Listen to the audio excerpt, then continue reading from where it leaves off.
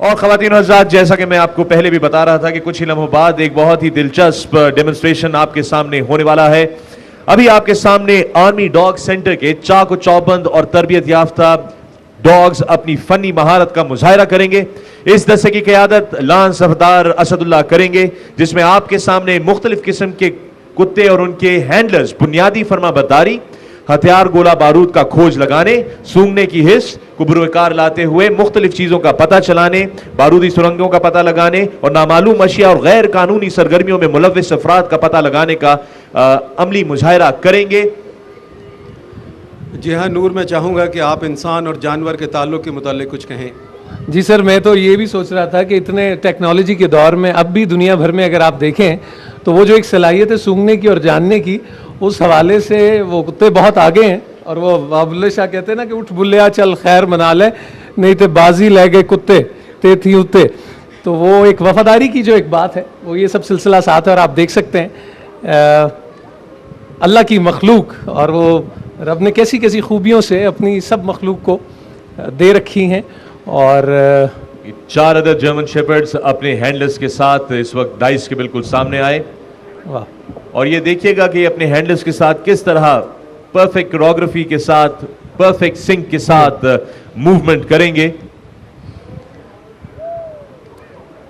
पाकिस्तान फौज का डिसिप्लिन पूरी दुनिया में जाना जाता है, पहचाना जाता है।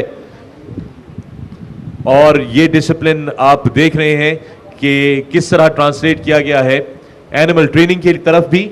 और आने वाले अभी जो डेमोन्स्ट्रेशंस हैं उसमें भी आप देखेंगे कि किस तरह इंसान और जानवर का कोऑर्डिनेटेड एफर्ट क्या खूब रंग लाता है। जी हाँ, मैं आपको ये बताता चलूँ कि इन ट्रेन डॉग्स और इनके हैंडलर्स का ताल्लुक़ army dog breeding training centre and school से है, जो डॉग्स की ब्रीडिंग यानी अफजाइश नस्ल में 1952 से एक अहसन किरदार अदा कर रहा है।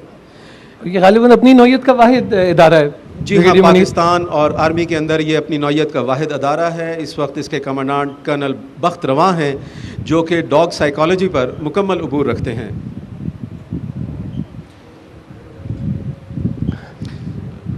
नूर, आपने बिल्कुल ठीक कहा कि असर जदीद में और जदीद तरीन टेक्नोलॉजी के बावजूद इनकी स्निफिंग और हेयरिंग एबिलिटीज़ के बायस इनकी अहमियत से इनकार नहीं किया जा सकता, और ये अब भी हर सिक्योरिटी कॉन्टिजेंट का हिस्सा हैं।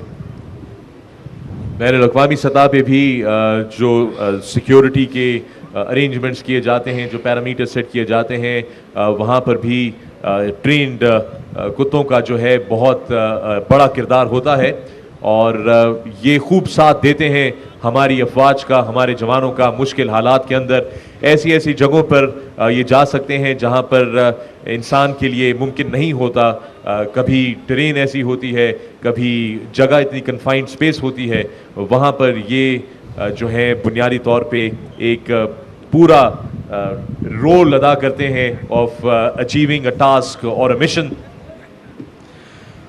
आपने बिल्कुल ठीक कहा, और ये इन ट्रेन डॉग्स की आला ट्रेनिंग का हासिल है कि सियाचिन ग्लेशियर और शुमाली इलाका जात में जब कोई इंसान बर्फ़ में दब जाते हैं और दूसरे इंसानों के लिए उनका ढूंढना मुमकिन नहीं होता, ऐसी सूरत में ये डॉग्स उनको स्निफिंग की बदौलत ट्रेस कर देते हैं। और मुझे ख़ुद तजुर्बा हुआ है इन ट्रेन डॉग्स को हेलीकॉप्टर में लेके बुलंद चोटियों पे जाने का, और वहाँ पे इन्होंने ज़िंदा दबे हुए इंसानों को और डेड बॉडीज़ को लोकेट करने में बहुत मदद दी है।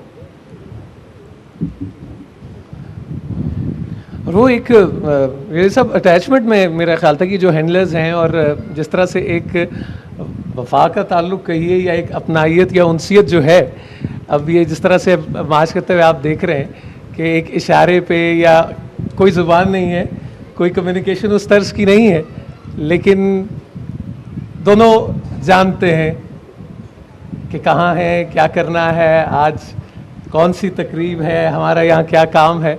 मेरा ख्याल एक बहुत मुख्तलिफ सा एक मंज़र है शायद हम इंसानों के समझने और जानने के लिए। और ख़ास तौर पर इस जानवर के हवाले से इसके साथ जो एक वफ़ादारी का जो एक मुंसलिक है कि इससे ज़्यादा वफ़ादार जानवर शायद कोई और नहीं, तो वो वफ़ादारी के हवाले से इंसान के साथ सदियों से, मतलब जब ये अगर हम बात करें तो ये बहुत से मौक़ों पर ये देखा गया है कि ये जानवर वफ़ादारी के हवाले से इंसान के साथ किस कदर मुंसलिक है और इसने कैसे कैसे कारनामे अंजाम दिए हैं। जी हाँ आलिया, आपने बिल्कुल दुरुस्त कहा। और एक और चीज़ यहाँ पर ख़वातीन और हज़रात नोट करने वाली है वो ये है कि आप इन जानवरों की हेल्थ का जायज़ा लें, इनको गौर से देखें, कितना खूबसूरत फर है इनका। They been well kept, well trained, well fed, और ना सिर्फ कि इनकी तरबियत अच्छी हुई है, इनकी ट्रेनिंग अच्छी हुई है, बल्कि इनकी जो जनरल हेल्थ कंडीशंस हैं वो भी बहुत ज़बरदस्त हैं। और अगर इनको इंटरनेशनल डॉग शोज़ में भेजा जाए तो यकीनन ये वहाँ पर भी रिकग्नाइज़ किए जाएंगे अपनी ज़बरदस्त ब्रीडिंग क्वालिटीज़ की वजह से। जी हाँ, पेट लवर्स के लिए तो ये बहुत ही अच्छा मौका है कि इन ट्रेन डॉग्स के मुजाहरे को देखना।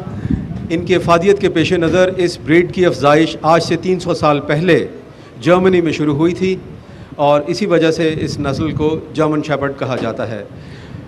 अब ख़वातीन और हज़रात, आपके सामने ये जो ऑब्स्टिकल कोर्स बनाया गया है, हमारे train dogs army dog centre के एक 1 बाय 1 इस ऑब्स्टिकल कोर्स को जो है वो कंप्लीट करेंगे। लेकिन इसमें जो बहुत गौर करने की बात है वो ये है ख़वातीन और हज़रात की, याद रखिए जानवर आग से बहुत डरते हैं, ख्वाह वो कुत्ते हों, शेर हों, भालू हों। जंगल में जब आग लगती है तो जानवर जो है वो आग से दूर भागते हैं। मगर अगर आप गौर करें तो जो सेंटर में ब्रिज है उसके ऊपर आप देखेंगे कि आग लगी हुई है और एंड में एक रिंग है सफ़ेद रंग का, जहां पर इस वक्त 2 सिपाही मौजूद हैं। इसमें आग लगाई जाएगी। लेकिन हैरानगी की बात यह है कि इसमें आग लगाएगा ये हमारा पहला K9 जो कि इस वक्त ऑब्स्टिकल कोर्स को क्रॉस कर रहा है। इस ब्रिज पे से गुजरा जिस पे आग लगी हुई थी, दूसरे ब्रिज के ऊपर से गुजरा, टनल के ऊपर से गुजरेगा, दीवार के ऊपर से गुजरेगा, और ये देखिए इसने आग लगाई है फायर रिंग के अंदर। अपने मुंह में ये मशल कैरी की थी जो कि फायर रिंग को एंड में जाके उन्होंने जलाया। और अब उसके बाद हमारे बाकी K9s जो हैं वो यक के बाद दीगरे इस ऑब्स्टिकल कोर्स को कंप्लीट करेंगे। जी हाँ, इस वक्त म्यूज़िक मैंने ऑफ़ किया क्योंकि ये डॉग सिर्फ अपने हैंडलर या मालिक के इशारे पर जो दाएं जानिब खड़ा है उसको आवाज़ देते हैं तो ये मूव करता है। इनकी सुनने की सलाहियत ये है। पहली छलांग। हमारा अगला K9 सेंट्रल ब्रिज के ऊपर आग के ऊपर से कूदा।